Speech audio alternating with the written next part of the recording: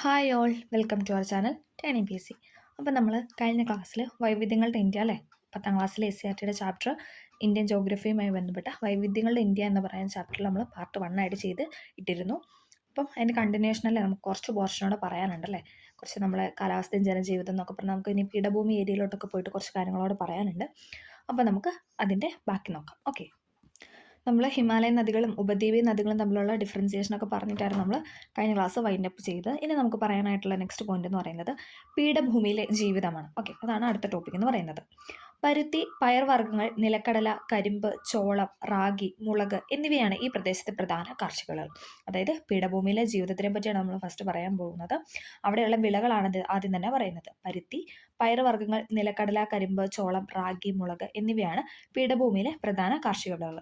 ഇരുമ്പയിര്, കൽക്കരി, manganese, bauxite, ചുണ്ണാമ്പുകല്ല് എന്നിവ ഇവിടുത്തെ പ്രധാന ധാതു വിഭവങ്ങളാണ്. അതായത് പീഠഭൂമിയിൽ കാണപ്പെടുന്ന ധാതു വിഭവങ്ങളാണ് ഏതൊക്കെയെന്ന് പറഞ്ഞാൽ ഇരുമ്പയിര്, കൽക്കരി, മാംഗനീസ്, ബോക്സൈറ്റ്, ചുണ്ണാമ്പുകല്ല്. ഓക്കെ, കൃഷി, ഖനനം, ധാതു അധിഷ്ഠിത വ്യവസായങ്ങൾ എന്നിവയാണ് പ്രധാന തൊഴിൽ മേഖലകൾ അല്ലേ. ഏറ്റവും കൂടുതൽ അവിടെ ആളുകൾ തൊഴിലെടുക്കുന്നത് എന്താണ്? ഒന്നെങ്കിൽ കൃഷി, അല്ലെ ഖനനം, അല്ലെ ധാതു അധിഷ്ഠിതമായ വ്യവസായങ്ങൾ എന്നിവയിലാണ് കൂടുതലായിട്ടും ഫോക്കസ് ചെയ്യുന്നത്. ഓക്കെ, സുന്ദര തീരങ്ങളിലൂടെ ജലഛായ ചിത്രങ്ങൾ പോലെ മനോഹരങ്ങളാണ് ഇന്ത്യയിലെ ഓരോ കടൽ തീരവും. ഈ സുന്ദര തീരങ്ങളിലൂടെ പശ്ചിമ ബംഗാളിൽ നിന്ന് ഗുജറാത്ത് വരെ നിങ്ങൾ ഒരു യാത്ര പോകുന്നത് സങ്കല്പിക്കൂ. എങ്കിൽ ഏതൊക്കെ സംസ്ഥാനങ്ങളിലൂടെ കടന്നു ചെല്ലേണ്ടി വരും? അപ്പോൾ ആ ഒരു സ്റ്റേറ്റുകൾ കണക്ട് ചെയ്ത് എഴുതാനാണ് ഇവിടെ പറഞ്ഞു വെച്ചിരിക്കുന്നത്. ഓക്കെ, ഗുജറാത്തിലെ റാൻ ഓഫ് കച്ചിൽ തുടങ്ങി ഗംഗാ ബ്രഹ്മപുത്ര ഡെൽറ്റ പ്രദേശം വരെ നീളുന്ന ഈ തീരപ്രദേശത്തിന് ഏകദേശം 6100 കിലോമീറ്റർ നീളമുണ്ട്. ഗുജറാത്തിലെ റാൻ ഓഫ് കച്ചിൽ തുടങ്ങി ഗംഗാ ബ്രഹ്മപുത്ര ഡെൽറ്റ പ്രദേശം വരെ നീളുന്ന ഈ തീരപ്രദേശത്തിന് ഏകദേശം 6100 കിലോമീറ്റർ നീളമുണ്ട്. ഇന്ത്യയുടെ തീരസമതലത്തെ രണ്ടായിട്ട് തരംതിരിക്കും. പടിഞ്ഞാറൻ തീരസമതലം എന്നും കിഴക്കൻ തീരസമതലം എന്നും. നമ്മൾ 9ാം ക്ലാസ്സിലെ ചാപ്റ്ററിൽ നമ്മൾ കുറച്ചൊന്ന് ബേസിക് ആയിട്ട് പറഞ്ഞായിരുന്നു. നമുക്കൊന്നും കൂടെ ഒന്ന് നോക്കാം. പടിഞ്ഞാറൻ തീരസമതലം, കിഴക്കൻ തീരസമതലം. അപ്പോൾ നമുക്ക് അതിൻ്റെ ഡിഫറൻസിയേഷൻ നോക്കാം. അറബിക്കടലിനും പശ്ചിമഘട്ടത്തിനും ഇടയിലാണ് പടിഞ്ഞാറൻ തീരസമതലം സ്ഥിതി ചെയ്യുന്നത്. ഇവിടെ താഴെ പിക്ചർ തന്നിട്ടുണ്ട്. ഇതാണ് പടിഞ്ഞാറൻ തീരസമതലം എന്ന് പറയുന്നത്. അറബിക്കടലിനും പശ്ചിമഘട്ടത്തിനും ഇടയിലായിട്ട് പടിഞ്ഞാറൻ തീരസമതലം കാണപ്പെടുന്നു. ഓക്കെ, റാൻ ഓഫ് കച്ച് മുതൽ കന്യാകുമാരി വരെയാണ് പടിഞ്ഞാറൻ തീരസമതലം നീണ്ടു കിടക്കുന്നത്. റാൻ ഓഫ് കച്ച് മുതൽ കന്യാകുമാരി വരെ താരതമ്യേന വീതി കുറവാണ്. ഇത് BYK ചോദിച്ചിട്ടുണ്ട്. താരതമ്യേന വീതി കുറവാണ്. അറബിക്കടലിനും പശ്ചിമഘട്ടത്തിനും ഇടയിലാണ് പടിഞ്ഞാറൻ തീരസമതലം സ്ഥിതി ചെയ്യുന്നത്. റാൻ ഓഫ് കച്ച് മുതൽ കന്യാകുമാരി വരെ താരതമ്യേന വീതി കുറവാണ്. ഗുജറാത്ത് തീരസമതലം, കൊങ്കൺ തീരസമതലം, മലബാർ തീരസമതലം എന്നിങ്ങനെയാണ് നമ്മൾ പടിഞ്ഞാറൻ തീരസമതലത്തെ തിരിക്കുന്നത്. ഇത് എപ്പോഴും അങ്ങോട്ടും ഇങ്ങോട്ടും അതായത് ചോദിക്കാറുണ്ട്. അങ്ങനെ ഓപ്ഷൻ തരും. ഗുജറാത്ത്, കൊങ്കണ, മലബാർ, പിന്നെ കൊറമണ്ഡലം അല്ലെങ്കിൽ വടക്കൻ സിർക്കസ്, അങ്ങനെ ഏതെങ്കിലും കിഴക്കൻ തീരസമതലത്തിൽ തന്നിട്ട് പടിഞ്ഞാറൻ തീരസമതലത്തിനകത്ത് ഉൾപ്പെടാത്തത് ഏതെന്ന് ചോദിച്ചിട്ടൊക്കെ ലിസ്റ്റ് തന്നിട്ടുണ്ട്. അതുകൊണ്ട് അത് രണ്ടും ആ ഒരു കറക്റ്റായിട്ട് ഏത് ഭാഗമാണെന്ന് കറക്റ്റായിട്ട് പഠിക്കാം. പടിഞ്ഞാറൻ തീരസമതലത്തിൽ ഉൾപ്പെടുന്നതാണ് ഗുജറാത്ത് തീരസമതലം, കൊങ്കൺ തീരസമതലം, മലബാർ തീരസമതലം. കായലുകളും അഴിമുഖങ്ങളും കാണപ്പെടുന്നു. പടിഞ്ഞാറൻ തീരസമതലത്ത് കാണപ്പെടുന്നുണ്ട്. ഒന്നും കൂടെ പറയാം. അറബിക്കടലിലും പശ്ചിമഘട്ടത്തിനും ഇടയിലായിട്ട് സ്ഥിതി ചെയ്യുന്നു. റാൻ ഓഫ് കച്ച് മുതൽ കന്യാകുമാരി വരെ താരതമ്യേന വീതി കുറവാണ്. ഗുജറാത്ത് തീരസമതലം, കൊങ്കൺ തീരസമതലം, മലബാർ തീരസമതലം എന്നിങ്ങനെ തരംതിരിക്കാം. കായലുകളും അഴിമുഖങ്ങളും കാണപ്പെടുന്നു. ഇത്രയാണ് ഇതെന്ന് പറയുന്നത് പടിഞ്ഞാറൻ തീരസമതലം എന്ന് പറയുന്നത്. ഇനി നമുക്ക് കിഴക്കൻ തീരസമതലം നോക്കാം. ബംഗാൾ ഉൾക്കടലിലും പൂർവ്വഘട്ടത്തിലും ഇടയിലായിട്ട് സ്ഥിതി ചെയ്യുന്നു. നോക്കിക്കേ, ബംഗാൾ ഉൾക്കടലിലും പൂർവ്വഘട്ടത്തിനും ഇടയിലായിട്ട് കിഴക്കൻ തീരസമതലം സ്ഥിതി ചെയ്യുന്നു. സുന്ദരവന പ്രദേശം മുതൽ കന്യാകുമാരി വരെയാണ് നീണ്ടു കിടക്കുന്നത്. വീതി താരതമ്യേന കൂടുതലാണ്. പടിഞ്ഞാറൻ തീരസമതലത്ത് എങ്ങനെയായിരുന്നു? വീതി കുറവായിരുന്നു. പക്ഷേ കിഴക്കൻ തീരസമതലം വരുമ്പോഴത്തേക്കും വീതി താരതമ്യേന കൂടുതലാണ്. കൊറോമണ്ഡൽ തീരസമതലം, വടക്കൻ സിർക്കാസ് എന്നിങ്ങനെയാണ് തരംതിരിക്കുന്നത്. പടിഞ്ഞാറൻ തീരസമതലം നമ്മൾ 3ആയിട്ട് തിരിച്ചായിരുന്നു അല്ലേ? ഗുജറാത്ത്, കൊങ്കൺ, മലബാർ. കിഴക്കനെ നമ്മൾ 2ആയിട്ട് തരംതിരിക്കുന്നു. കൊറോമണ്ഡലം, വടക്കൻ സിർക്കാസും. ഡെൽറ്റ രൂപീകരണം നടക്കുന്നത് കിഴക്കൻ തീരസമതലത്തിലാണ്. അതും PYK ചോദിച്ചിട്ടുണ്ട്. ഡെൽറ്റ രൂപീകരണം നടക്കുന്നത് കിഴക്കൻ തീരസമതലത്തിലാണ്. ശരിയോ തെറ്റോ എന്ന് ചോദിച്ചിട്ടുണ്ട്. അപ്പം സ്റ്റേറ്റ്മെൻറ്റിൽ രീതിയിൽ ഇതെല്ലാം ക്വസ്റ്റിനകത്ത് വന്നിട്ടുള്ളതാണ്. നമുക്കൊന്നും കൂടെ ഒന്ന് പറയാം. പടിഞ്ഞാറൻ തീരസമതലം എന്ന് പറയുമ്പോൾ അറബിക്കടലിലും പശ്ചിമഘട്ടത്തിനും ഇടയിൽ സ്ഥിതി ചെയ്യുന്നു. റാൻ ഓഫ് കച്ച് മുതൽ കന്യാകുമാരി വരെ നീണ്ടു കിടക്കുന്നു. താരതമ്യേന വീതി കുറവാണ്. ഗുജറാത്ത് തീരസമതലം, കൊങ്കൺ, മലബാർ തീരസമതലം എന്നിങ്ങനെ നമുക്ക് 3ആയിട്ട് തരംതിരിക്കാം. കായലുകളും അഴിമുഖങ്ങളും കാണപ്പെടുന്നു. കിഴക്കൻ തീരസമതലമാണ് ബംഗാൾ ഉൾക്കടലിനും പൂർവ്വഘട്ടത്തിനും ഇടയിലായിട്ട് സ്ഥിതി ചെയ്യുന്നു. സുന്ദരവന പ്രദേശം മുതൽ കന്യാകുമാരി വരെ നീണ്ടു കിടക്കുന്നു. വീതി താരതമ്യേന കൂടുതലാണ്. കൊറമണ്ഡൽ തീരസമതലം, വടക്കൻ സിർക്കാസ് എന്നിങ്ങനെ തരംതിരിച്ചു. ഡെൽറ്റ രൂപീകരണം നടക്കുന്നു. ഓക്കെ, ഇത്രയും പോയിന്റ്സ് ആണ് ഇതെന്ന് പറയുന്നത് പടിഞ്ഞാറൻ തീരസമതലത്തിലും കിഴക്കൻ തീരസമതലത്തിലും ഉള്ളത്. ഓക്കെ, ക്ലിയർ ആയെന്ന് പ്രതീക്ഷിക്കുന്നു. ഇനി നമ്മൾ പറയാൻ പോകുന്ന അടുത്തൊരു പോയിന്റാണ് തീരസമതലങ്ങളിൽ ജീവിതം. തീരസമതലങ്ങളിൽ ജീവിതം. തീരപ്രദേശങ്ങളിലെ ജനങ്ങളുടെ പ്രധാന തൊഴിൽ മത്സ്യബന്ധനമാണ്. നമുക്കറിയാലേ, തീരപ്രദേശം എന്ന് പറയുമ്പോൾ തന്നെ അല്ലേ, അവിടുത്തെ മത്സ്യബന്ധനമായിരിക്കും അവരുടെ തൊഴിൽ എന്ന് പറയുന്നത്. തീരസമതലങ്ങളിൽ വിനോദസഞ്ചാരത്തിനും ഏറെ സാധ്യതകളുണ്ട്. നെല്ല്, തെങ്ങ് എന്നിവ പടിഞ്ഞാറൻ തീരത്തെ പ്രധാന കാർഷിക വിളകളാണ്. കിഴക്കൻ തീരസമതലത്തിലെയാണ് കാവേരി, കൃഷ്ണ, ഗോദാവരി, മഹാനദി എന്നീ നദീതടങ്ങൾ വ്യാപകമായി നെല്ല് കൃഷി ചെയ്യുന്നു. അതായത് പടിഞ്ഞാറൻ തീരസമതലത്തിൽ എന്താണ് നമ്മൾ പറഞ്ഞു, നെല്ലും തെങ്ങൊക്കെ ഉണ്ട് അല്ലേ. നമ്മുടെ മലബാറിനകത്ത് ഉൾപ്പെടുന്നതാണല്ലോ നമ്മുടെ പ്രദേശം എന്ന് പറയുന്നത്, കേരളം. അപ്പോൾ അവിടെ നമുക്കൊക്കെ നെല്ലും തെങ്ങും ഉണ്ട് എന്ന് പറഞ്ഞാൽ തന്നെ കിഴക്കൻ തീരത്ത് എന്താണ് കാവേരി, കൃഷ്ണ, ഗോദാവരി, മഹാനദി എന്നീ നദികളുള്ളതുകൊണ്ട് അവിടെയും വ്യാപകമായിട്ട് നെല്ല് കൃഷി ചെയ്യുന്നുണ്ട്. ഓക്കെ, നമ്മുടെ സ്വന്തം ദ്വീപുകളിലേക്ക്. കൊച്ചിയിൽ നിന്ന് അറബിക്കടലിലൂടെ ഏകദേശം 300 കിലോമീറ്റർ താണ്ടിയാൽ ലക്ഷദ്വീപിൽ എത്താം. കൊച്ചിയിൽ നിന്ന് അറബിക്കടലിലൂടെ ഏകദേശം 300 കിലോമീറ്റർ നമ്മൾ പോയാൽ എന്താണ് നമുക്ക് ലക്ഷദ്വീപുകളിൽ എത്താം. 36 ദ്വീപുകളാണ് അറബിക്കടലിൽ ഈ ദ്വീപ സമൂഹത്തിലുള്ളത്.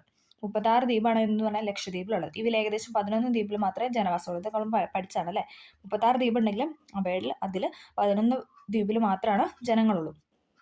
ബംഗാരം, കടമത്ത്, മിനിക്കോയ്, കവരത്തി, അഗത്തി, ആന്ത്രോത്ത്, കൽപ്പേനി, അമിനി ദ്വീപ്, ചെത്തലാത്ത്, ബിത്ര, കിൽത്താൻ എന്നിവയാണ് പ്രധാന ദ്വീപുകൾ എന്ന് പറയുന്നത്. ഏതൊക്കെയാണ്? ബംഗാരം, കടമത്ത്, മിനിക്കോയ് നമ്മൾ കേട്ടിട്ടുണ്ട്, കവരത്തി, അഗത്തി, ആന്ത്രോത്ത് അല്ലെ, അതൊക്കെ നമ്മൾ, കൽപ്പേനി അതൊക്കെ നമ്മൾ കേട്ടിട്ടുണ്ട്.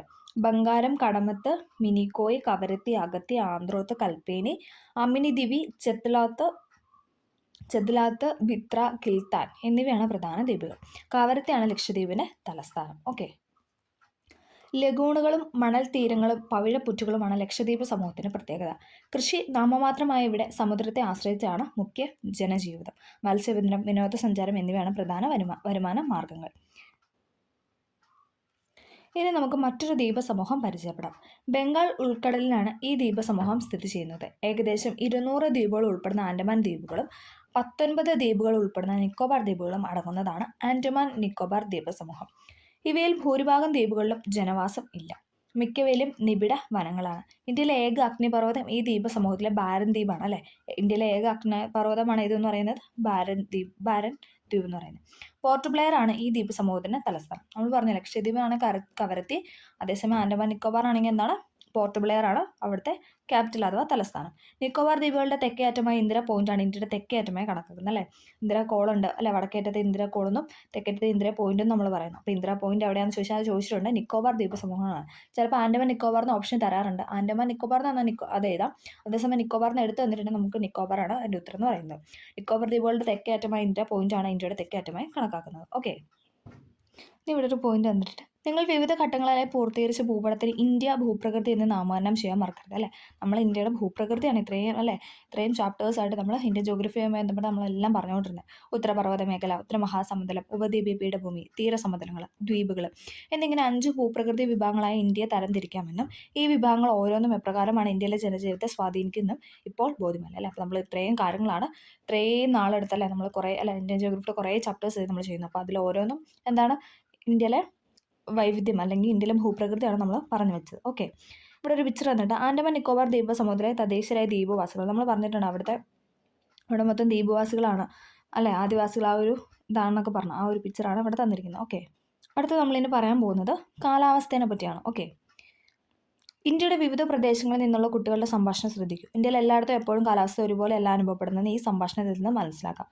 ഇവിടെ നോക്കുന്നത്, ഇന്ന് വളരെ കനത്ത മഴ ലഭിച്ചു. മഴ മാപിനി എന്ന ഉപകരണം ഉപയോഗിച്ച് ഞങ്ങൾ മഴ അളന്നു. സ്കൂൾ നോട്ടീസ് ബോർഡിൽ പ്രദർശിപ്പിച്ചു. കേരളത്തിൽ ജൂണിൽ കുട്ടികൾ കൊടുത്താണ്. ഇനി കടുത്ത വരൾച്ചയാണ് ഇവിടെ. കുടിവെള്ളത്തിന് പോലും ക്ഷാമം. ജൂണാണ് ഏറ്റവും ചൂടേറിയ മാസം. രാജസ്ഥാനിൽ പറയാണ് ജൂണാണ് ഏറ്റവും ചൂടേറിയ മാസം. ആ സമയത്ത് എന്താണ് കേരളത്തിൽ നല്ല മഴയാണ് അല്ലേ. അതിശൈത്യമാണ് ഇവിടെ. സ്കൂളുകൾക്ക് 2 ദിവസമായി അവധിയാണ്. സമുദ്രത്തിൽ നിന്ന് ഏറെ അകലെ ആയതുകൊണ്ടാണ് അത്ര ഇവിടെ ഇത്രയും ശൈത്യം. രാജസ്ഥാനിലെ ജനുവരിയിലുള്ള ഇതാണ്. ചെന്നൈ ചിന്നസ്വാമി സ്റ്റേഡിയത്തിൽ നടത്താനിരുന്ന ഏകദിന ക്രിക്കറ്റ് മത്സരം മഴ മൂലം മാറ്റിവെച്ചു. ഞങ്ങൾ മത്സരം കാണാൻ ഒരുപാട് ആഗ്രഹിച്ചിരുന്നു. തമിഴ്നാട്ടിൽ നിന്ന് നവംബറിൽ വന്ന കാര്യമാണ് അല്ലേ. ഓരോ സ്റ്റേറ്റിലും അല്ലെങ്കിൽ ഓരോ മാസങ്ങളിലും അനുഭവപ്പെടുന്ന കാലാവസ്ഥ എന്ന് പറയുന്നത് വ്യത്യാസപ്പെടുന്നതാണ് ഇതിനകത്ത് നിന്ന് പറഞ്ഞിരിക്കുന്നത്. ഇന്ത്യയുടെ കാലാവസ്ഥയെ സ്വാധീനിക്കുന്ന ഘടകങ്ങളാണ് അക്ഷാംശീയ സ്ഥാനം, ഭൂപ്രകൃതി, സമുദ്ര സാമീപ്യം, സമുദ്രനിരപ്പിൽ നിന്നുള്ള ഉയരം. ഇത് PYക്കായിട്ട് ചോദിച്ചിട്ടുണ്ട്. ഇത്രയും പോയിന്റ്സും എന്തൊക്കെയാണ്? അക്ഷാംശീയ സ്ഥാനം, ഭൂപ്രകൃതി, സമുദ്ര സാമീപ്യം, സമുദ്രനിരപ്പിൽ നിന്നുള്ള ഉയരം. ഓക്കെ, അക്ഷാംശ സ്ഥാനം, ഭൂപ്രകൃതി, സമുദ്ര സാമീപ്യം, സമുദ്രനിരപ്പിൽ നിന്നുള്ള ഉയരം. ഇന്ത്യയിലെ ഋതുക്കളെ പൊതുവെ 4ആയിട്ട് തരംതിരിക്കുന്നത്. ശൈത്യകാലം, ഉഷ്ണകാലം, തെക്ക് പടിഞ്ഞാറൻ മൺസൂൺ കാലം, മൺസൂണിൻ്റെ പിൻവാങ്ങൽ കാലം. എന്തൊക്കെയാണ്? ശൈത്യകാലം, ഉഷ്ണകാലം, തെക്ക് പടിഞ്ഞാറൻ മൺസൂൺ കാലം, മൺസൂണിൻ്റെ പിൻവാങ്ങൽ കാലം. ഓക്കെ, അപ്പോൾ നമ്മൾ ആദ്യം പറയാൻ പോകുന്ന ശൈത്യകാലം. ഡിസംബർ, ജനുവരി, ഫെബ്രുവരി ആ സമയത്താണ് ശൈത്യകാലം അനുഭവപ്പെടുന്നത്. ഓക്കെ, ഉത്തരേന്ത്യയിൽ നിന്നുള്ള ചില ശൈത്യകാല ദൃശ്യങ്ങളാണ് ദേ ഈ പിക്ചർ തന്നിട്ടുള്ളത് അല്ലേ. നല്ലോണം മഞ്ഞ് മൂടിയല്ലേ, ഒന്നും കാണത്തില്ലാത്തൊരവസ്ഥ. പട്ടണങ്ങളിൽ നിന്നും മറ്റു ഉത്തരേന്ത്യയിലെ കൊടും തണുപ്പിനെ കുറിച്ച് നിങ്ങൾ മനസ്സിലാക്കിയിട്ടില്ലേ? എന്തുകൊണ്ടാണ് ഇങ്ങനെ? സൂര്യന്റെ ദക്ഷിണായന കാലത്താണ് ഇന്ത്യയിൽ ശൈത്യകാലം അനുഭവപ്പെടുന്നത്. സൂര്യന്റെ ദക്ഷിണായന കാലത്താണ് എന്തെന്ന് പറയുന്നത് ഇന്ത്യയിൽ ശൈത്യകാലം അല്ലേ അനുഭവപ്പെടുന്നത്. ഈ കാലയളവിൽ ഇന്ത്യയിൽ പല ഭാഗങ്ങളിലും കനത്ത മൂടൽമഞ്ഞ്, ഹിമാലയത്തിന്റെ താഴ്വരയിൽ മഞ്ഞുവീഴ്ചയും ഉണ്ടാവാറുണ്ട്. ജനുവരിയിൽ ഇന്ത്യയിലെ വ്യത്യസ്ത പ്രദേശങ്ങളിൽ അനുഭവപ്പെടുന്ന ശരാശരി പകൽച്ചൂടിന്റെ അളവാണ് ഭൂപടത്തിൽ നൽകിയിട്ടുള്ളത്. താപനില പരിശോധിച്ച് താപവ്യതിയാനത്തിന്റെ ക്രമം കണ്ടെത്താനാണ് പറയുന്നത്. താപനില തെക്കുനിന്ന് വടക്കോട്ട് കുറഞ്ഞു വരുന്ന പ്രവണതയാണ് കാണുന്നത്. അതായത് മുകളിലോട്ട് പോകുന്നതോറും താപനില കുറഞ്ഞു വരുന്നു. ശൈത്യകാലത്ത് ഉത്തരേന്ത്യയിൽ പകൽ സമയത്ത് മിതമായ ചൂടും രാത്രി കാലങ്ങളിൽ ശൈത്യവും അനുഭവപ്പെടുന്നു. അതായത് ശൈത്യകാലത്ത് ഉത്തരേന്ത്യയിൽ എന്താണ്, അതായത് മുകളിൽ ആ ഒരു ഭാഗത്ത് എന്താണ് പകൽ സമയത്ത് വലിയ കുഴപ്പമില്ലാത്ത ചൂടുണ്ട്, എന്നാൽ രാത്രിയിൽ എന്താണ് തണുപ്പാണ് അനുഭവപ്പെടുന്നത്. മണാലി, ഷിംല തുടങ്ങിയ ഉയർന്ന പ്രദേശങ്ങളിൽ ഇക്കാലത്ത് മഞ്ഞുവീഴ്ച സർവ്വസാധാരണമാണ്. പശ്ചിമ അസ്വസ്ഥത എന്ന പ്രതിഭാസം ശൈത്യകാലത്തിന് മറ്റൊരു പ്രത്യേകതയാണ്. വൈക്കാണ്. പശ്ചിമ അസ്വസ്ഥത എന്ന പ്രതിഭാസം ശൈത്യകാലത്തിന് മറ്റൊരു പ്രത്യേകതയാണ്. ശൈത്യകാലത്ത് മെഡിറ്ററേനിയൻ കടലിൽ രൂപം കൊള്ളുന്ന ശക്തമായ ന്യൂനമർദ്ദം ക്രമേണ കിഴക്കോട്ട് നീങ്ങി ഇന്ത്യയിലെത്തുന്നു. ഇത് ഉത്തര സമതല പ്രദേശങ്ങൾ, പ്രത്യേകിച്ച് പഞ്ചാബിൽ ശൈത്യകാല മഴ ലഭിക്കുന്നതിന് കാരണമാകുന്നു. ഈ മഴ ശൈത്യകാല വിളകൾക്ക് ഏറെ പ്രയോജനകരമാണ്.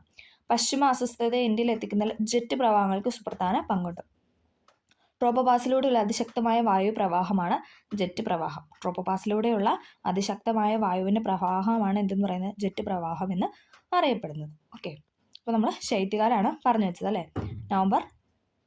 ഡിസംബർ, ജനുവരി, ഫെബ്രുവരി അല്ലേ. ഡിസംബർ, ജനുവരി, ഫെബ്രുവരി. ഇനി നമ്മൾ പറയാൻ പോകുന്ന ഉഷ്ണകാലത്തിനെ പറ്റിയാണ്. ഓക്കെ, ഇന്ത്യയിലെ വിവിധ പ്രദേശങ്ങളിൽ നിന്നുള്ള ഉഷ്ണകാലത്തെ ചിത്രങ്ങളാണ് ദേ ഇവിടെ കൊടുത്തിരിക്കുന്നത്. ഓരോ സ്ഥലത്ത് അല്ലേ, വെള്ളമൊന്നുമില്ല, എല്ലാം വറ്റി വരണ്ട, ഉണങ്ങി വരണ്ട കിടക്കുന്ന അല്ലേ, ആ ഒരു പിക്ചറാണ് ഇവിടെ തന്നിരിക്കുന്നത്. തീരപ്രദേശങ്ങളെ അപേക്ഷിച്ച് ഉത്തരേന്ത്യയിൽ ഊഷ്മാവ് വളരെ കൂടുതലാണല്ലോ. എന്തുകൊണ്ടാണ്? സൂര്യൻ്റെ ഉത്തരായന കാലത്താണ് ഇന്ത്യയിൽ ഉഷ്ണകാലം അനുഭവപ്പെടുന്നത്. നമ്മൾ പറഞ്ഞ ദക്ഷിണായന കാലത്താണ് എന്തെന്ന് പറഞ്ഞാൽ ശൈത്യം അനുഭവപ്പെടുന്നത്. ഇനി സൂര്യൻ്റെ ഉത്തരായന കാലത്താണ് എന്തെന്ന് പറഞ്ഞാൽ ഇന്ത്യയിൽ ഉഷ്ണകാലം അനുഭവപ്പെടുന്നത്. ഉഷ്ണകാലത്ത് രാജ്യത്ത് ഏറ്റവും കൂടുതൽ ചൂട് അനുഭവപ്പെടുന്ന രാജസ്ഥാൻ്റെ പടിഞ്ഞാറ് ഭാഗത്തുള്ള ഭാമർ എന്ന സ്ഥലത്താണ്. വായിക്കുകയാണ്. രാജസ്ഥാൻ്റെ പടിഞ്ഞാറ് ഭാഗത്തുള്ള ഭാമർ എന്ന സ്ഥലത്താണ് എന്തെന്ന് പറയുന്നത് കൂടുതലും ചൂട് അനുഭവപ്പെടുന്നത് അല്ലേ. രാജസ്ഥാൻ നമുക്കറിയാം മരുഭൂമിയാണല്ലേ, അപ്പോൾ അവിടെ നല്ല ചൂടാണ്. ഈ കാലയളവിൽ വീശുന്ന ചില പ്രാദേശിക വാദങ്ങളാണ് ലൂ, മാംഗോ ഷവേഴ്സ് എന്നിവ. വായിക്കുകയാണ്. ലൂയും മാംഗോ ഷവർ എന്നൊക്കെ പറയുന്നത് എന്താണ്? ഈ കാലയളവിൽ അല്ലേ ഈ ചൂട് കാലാവസ്ഥയിൽ വീശുന്ന കാറ്റാണ്. ഓക്കെ, ഇവയെക്കുറിച്ച് മുന്നേ അദ്ദേഹത്തിൽ പഠിച്ചു ഓർക്കും. ഇതൊക്കെ നമ്മൾ കഴിഞ്ഞ ക്ലാസ്സിൽ പറഞ്ഞതാണ് അല്ലേ, എന്താണ് പറയുന്നത്. ഓക്കെ, ഉഷ്ണകാലത്ത് പശ്ചിമ ബംഗാളിൽ അനുഭവപ്പെടാറുള്ള ഇടിയോടുകൂടിയ ശക്തമായ മഴയാണ് കാൽ ബൈശാഖി. വായിക്കുകയാണ്. ഉഷ്ണകാലത്ത് പശ്ചിമ ബംഗാളിൽ അനുഭവപ്പെടാറുള്ള ഇടിയോടുകൂടിയ ശക്തമായ മഴയാണ് കാൽ ബൈശാഖി. അലറുന്ന കാറ്റും ആലിപ്പഴ വീഴ്ചയും ഇതിൻ്റെ സവിശേഷതയാണ്. ഇതും ചോദിച്ചിട്ടുണ്ട്. അലറുന്ന കാറ്റും ആലിപ്പഴ വീഴ്ചയൊക്കെ എന്താണ് കാൽ ബൈശാഖിയുടെ സവിശേഷതയാണ്. ഉഷ്ണകാലത്ത് ബംഗാളിൽ അനുഭവപ്പെടാറുള്ള ഇടിയോടുകൂടിയ ശക്തമായ മഴയാണ് എന്തെന്ന് പറയുന്നത് കാൽ ബൈശാഖി. ഇടിയോടുകൂടിയ ശക്തമായ മഴ. ഓക്കെ, അടുത്ത കാലമാണ് ഇതെന്ന് പറയുന്നത് തെക്ക് പടിഞ്ഞാറൻ മൺസൂൺ കാലം. തെക്ക് പടിഞ്ഞാറൻ മൺസൂൺ കാലം ഇന്ത്യൻ മഹാസമുദ്രത്തിൽ നിന്ന് കാറ്റിങ്ങനെ അല്ലേ വീശുവാണ് അല്ലേ, താഴേന്ന് മുകളിലേക്ക്. തെക്ക് പടിഞ്ഞാറൻ മൺസൂൺ കാറ്റുകളുടെ സഞ്ചാരഗതിയാണ് ഇതിൽ കാണിച്ചിട്ടുള്ളത്. ഈ കാറ്റുകളാണ് ഇന്ത്യയിലെ ഏറ്റവും വലിയ മഴക്കാലത്തിന് കാരണമാകുന്നത്. സൂര്യൻ ഉത്തരാർദ്ധഗോളത്തിലായിരിക്കെ ഉത്തരേന്ത്യൻ ഭാഗങ്ങളിൽ ശക്തമായ ന്യൂനമർദ്ദം രൂപം കൊള്ളുന്നു. ഇന്ത്യൻ സമുദ്രത്തിന് മുകളിൽ താരതമ്യേന ഉയർന്ന മർദ്ദം നിലനിൽക്കുന്നതിനാൽ ഇത് തെക്ക് നിന്ന് വടക്കോട്ട്, അതായത് ഇന്ത്യൻ സമുദ്രത്തിൽ നിന്ന് ഇന്ത്യൻ ഉപഭൂഖണ്ഡത്തിലേക്ക് കാറ്റ് വീശാനായിട്ട് ഇടയാകുന്നു. അതായത് താഴെ നമ്മുടെ ഏകദേശം താഴെ അല്ലേ കന്യാകുമാരി ആ ഭാഗത്തു നിന്നൊക്കെ മേലിലോട്ടെന്നുള്ള ഒരു ഇതിൽ നമുക്ക് പറയാം. കൊറിയോലിസിസ് പ്രഭാവത്തിലെ ഈ കാറ്റുകൾ സഞ്ചാര ദിശയ്ക്ക് വലത്തോട്ട് തിരിയുന്നതിന് തെക്ക് പടിഞ്ഞാറൻ കാറ്റുകളെ ഇതിൽ ഇന്ത്യയിൽ എത്തിച്ചേരും. ഓക്കെ, മഴക്കാലത്തിൻ്റെ ഒരു പിക്ചറാണ് കൊടുത്തിട്ടുള്ളത്. ജൂൺ, ജൂലൈ, ഓഗസ്റ്റ്, സെപ്റ്റംബർ ആ മാസത്തെ കേരളത്തിൻ്റെ അവസ്ഥയാണ് കൊടുത്തിരിക്കുന്നത്. ഓക്കെ, ഇന്ത്യൻ ഉപദ്വീപിൻ്റെ സവിശേഷ ആകൃതി കാരണം തെക്ക് പടിഞ്ഞാറൻ മൺസൂൺ കാറ്റ് 2 ശാഖകളായിട്ട് പിരിഞ്ഞ് കരയിലേക്ക് പ്രവേശിക്കുന്നു. അറബിക്കടൽ ശാഖയെന്നും ബംഗാൾ ഉൾക്കടൽ ശാഖയെന്നും.